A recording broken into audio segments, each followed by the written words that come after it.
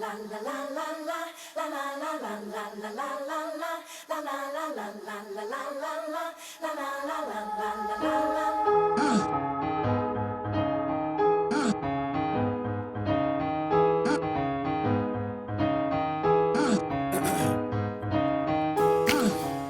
on to me, don't let me go. Who cares what they see? Who cares what they know? Your first name is free, last name is dumb, but you still believe. I would define the black man as one of the most powerful, one of the most strongest, one of the most loyalist, one of the most beautiful men or person or entity or ethnic group in this world. And at the same time, I would define the black man as one of the most poorest, most overlooked, most downtrodden, most ran over, most used up individual that there is. Hold on to me.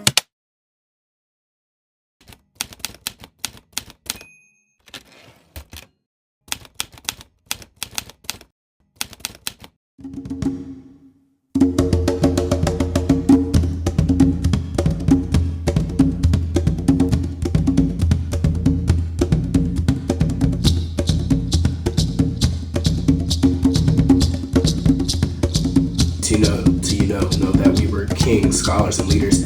It's really powerful, and I feel that it's really important.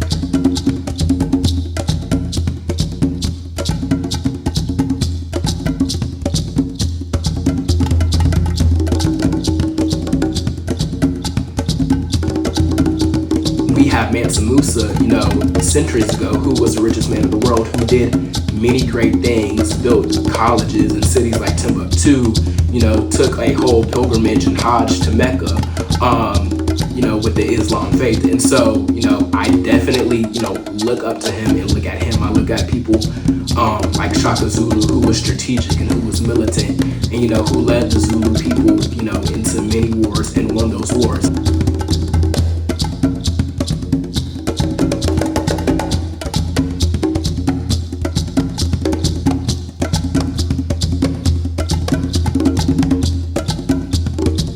I think history skips over this part because, I feel that if they, knew that black men knew, where we really came from, I feel like us as a community and us as a culture, we would walk differently.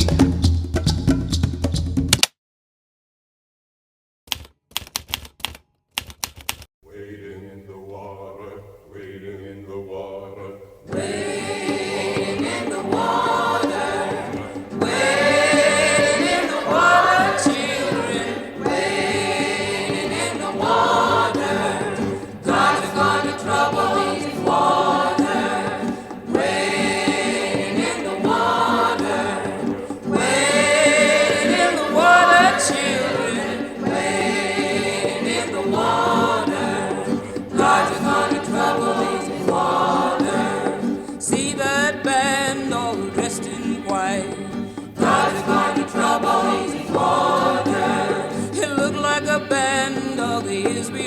I think dehumanization was the biggest intangible tool that was used against the enslaved people, specifically the black man. I think that when you are subjugating somebody to, intense physical, emotional, mental violence, when you're splitting families up, when you are, if you're having a kid, if you're a black man enslaved, you have a kid, and you're taking that kid away from them and like raising them in the big house while you're in the fields and whatnot. I think that the quickest way, the easiest way to break somebody and dehumanize them is to break their spirit.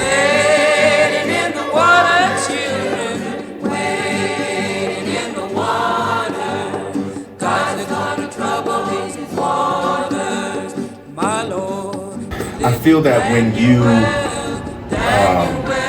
when you're like stripping somebody of like their manhood, like emotionally, and like spiritually and psychologically, like you said, I feel like you begin to produce generations of like toxic masculinity and generations of emotionally unstable men, emotionally there can be like emotional instability. You're taking men away from their families and whatnot. So I think that people would want it, like people have like the assertion that like black men are more violent and whatnot. I don't think that we're more violent, like I spoke about earlier. I think that it's just, you can be a product of your environment, which can make you look more violent, but you're really not. But I think that slavery started the cycle of dehumanizing black men, taking them out the family, and then when you continuously do that for 100+ years, then you're going to have generations of black men who have their earning potential stripped. Washed all day, washed all night, till we couldn't wash you no more. Hey, man went down to the river, man went down to the river, Lord, man went down to the river.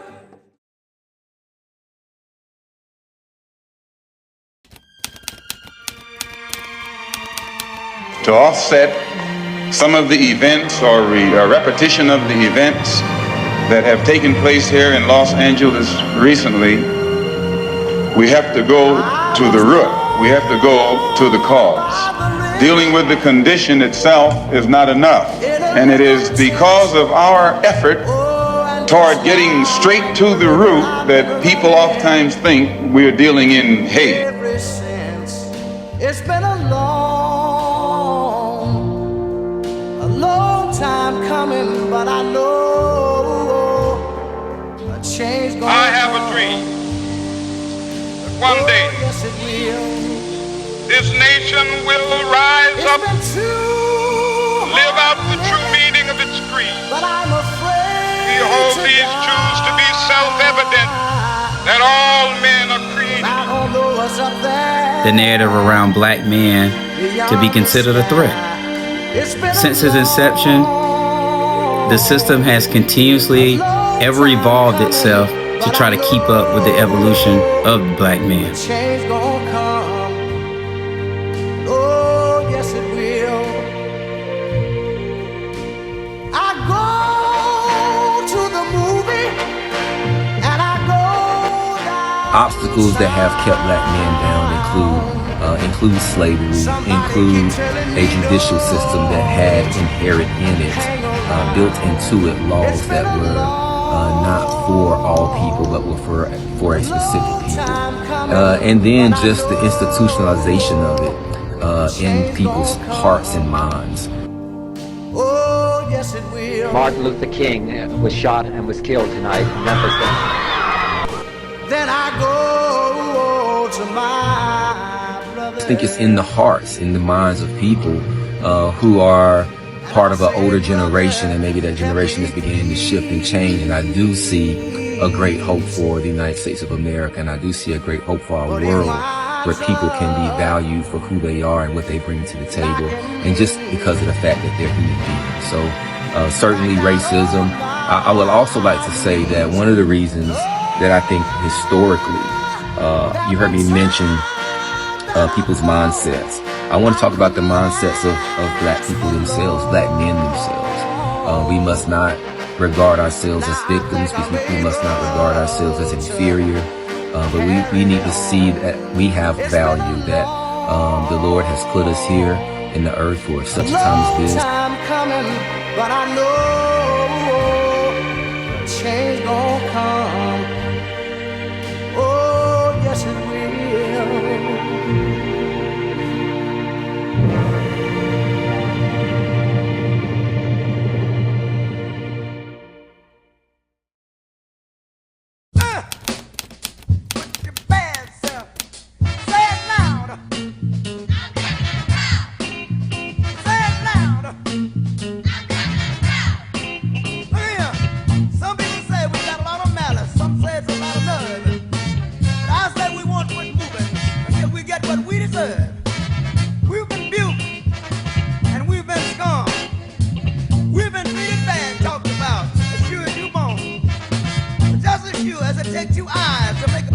Section 12020 through 12027, and also the Second Amendment of the Constitution guarantees the citizen a right to bear arms on public property.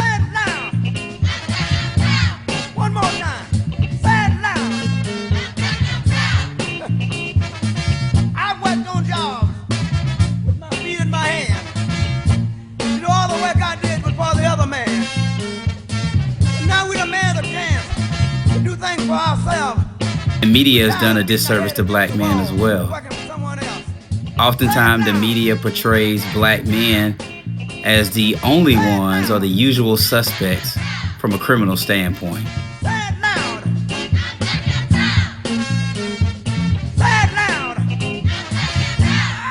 The FBI paid informants in the Panther organization to pass false information to the police that would result in the arrests of Black Panthers.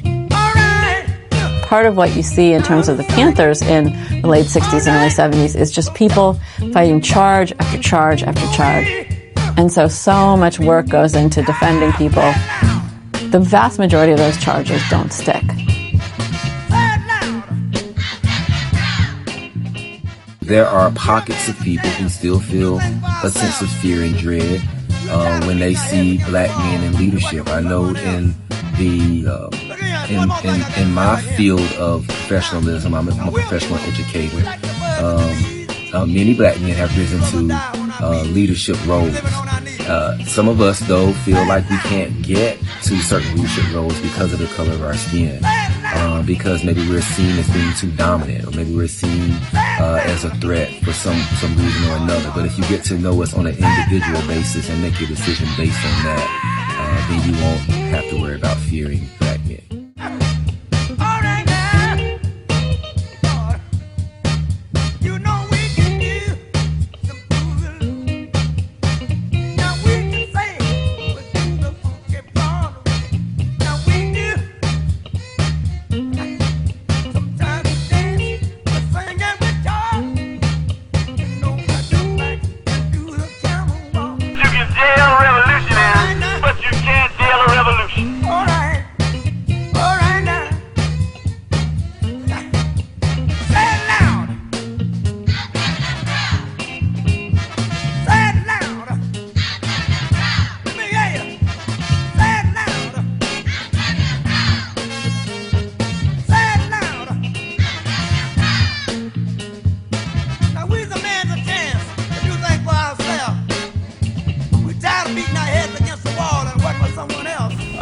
Well, it broke their spirits because you're getting incarcerated for petty crimes, or maybe not even crimes, and you're getting years on years in prison for things they may not have committed or things that don't deserve that long inside of the penitentiary.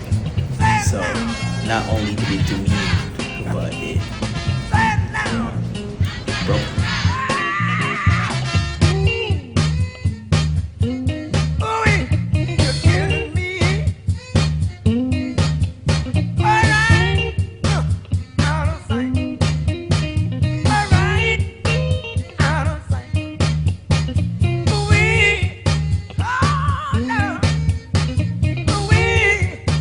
The concept is this, basically.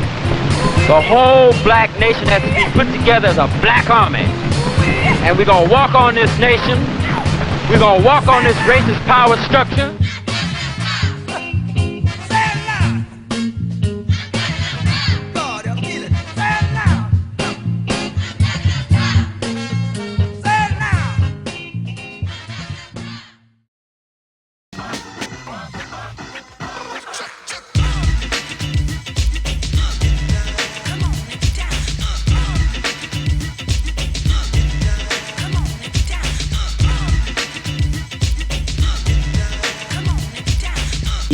Like, they had a certain swagger to them, which I liked. Like, you see the reemergence, like, bell bottoms, all that. That was the 80s. And, like, everybody's rocking the bros again. Another summer. Sound of the funky drummer. Music hitting your heart, cause I know you got soul. Hey, listen if you're missing, y'all. Swinging while I'm singing. Giving what you're getting. Knowing what I knowin'. While the black band's sweating. In the rhythm I'm rolling. Gotta give us what we want. Gotta give us what we need. Our freedom of speech is freedom of death. We got to fight the powers that be. Fight the power. Fight the power. Fight the power. Fight the power. Fight the power. Well, in the 80s, the NBA was almost completely a white man's league. But then we see the upcoming of, like, Dr. J and Magic Johnson, who redefined the NBA and changed the style of play in a sense, because They pioneered the way we see basketball today. Magic Johnson is the first point forward, which is a staple in what we see in the NBA today, because you don't see a 6'9" point guard anywhere, but Magic Johnson was a 6'9" point guard.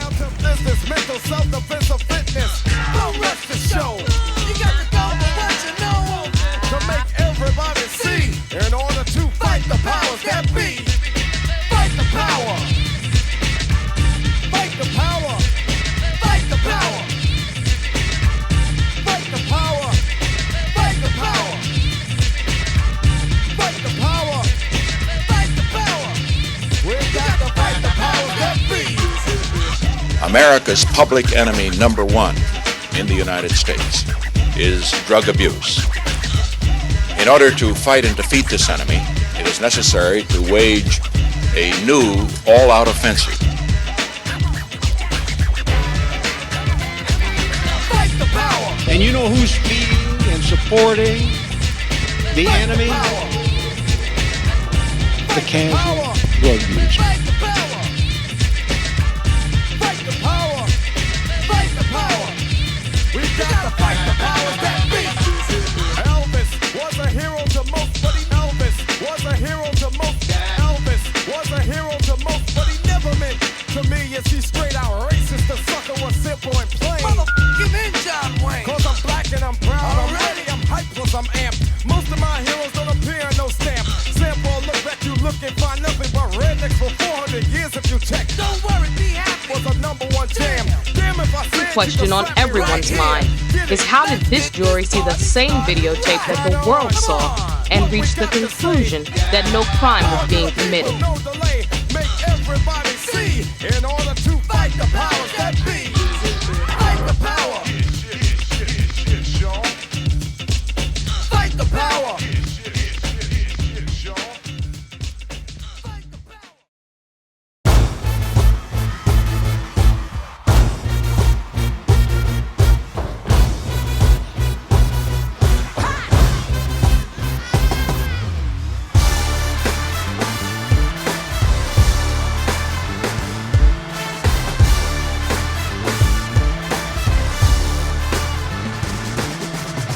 If there is anyone out there who still doubts that America is a place where all things are possible, who still wonders if the dream of our founders is alive in our time, who still questions the power of our democracy, tonight is your answer.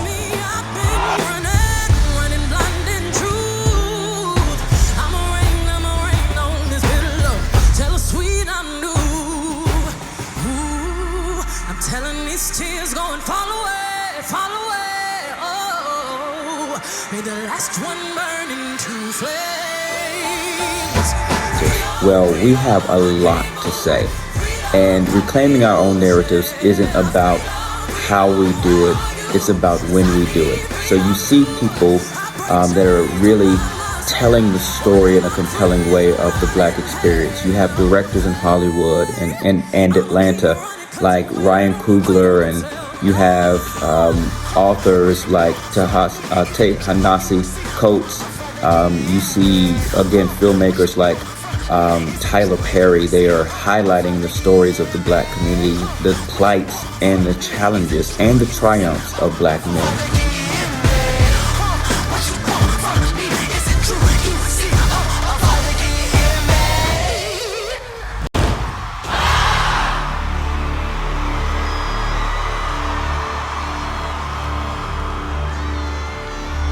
What is your message to the next generation of Black boys and young men? It's being Black is a privilege. No matter who tells you that it's ugly, whoever tells you something negative, your skin color is powerful.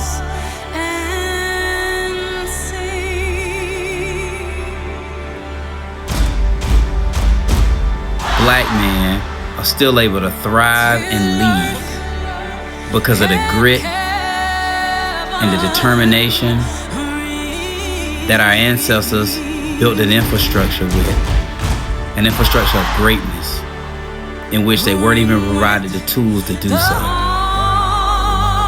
So to all black men, we lead with love. I say I love you.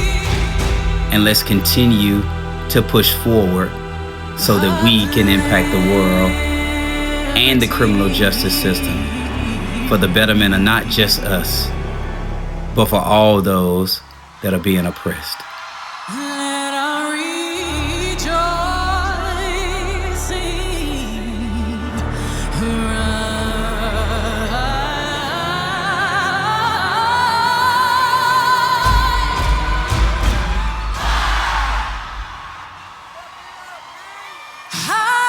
rise the listening sky.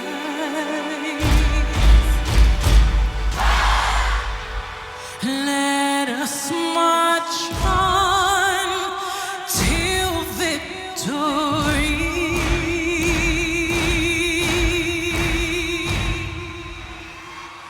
is won.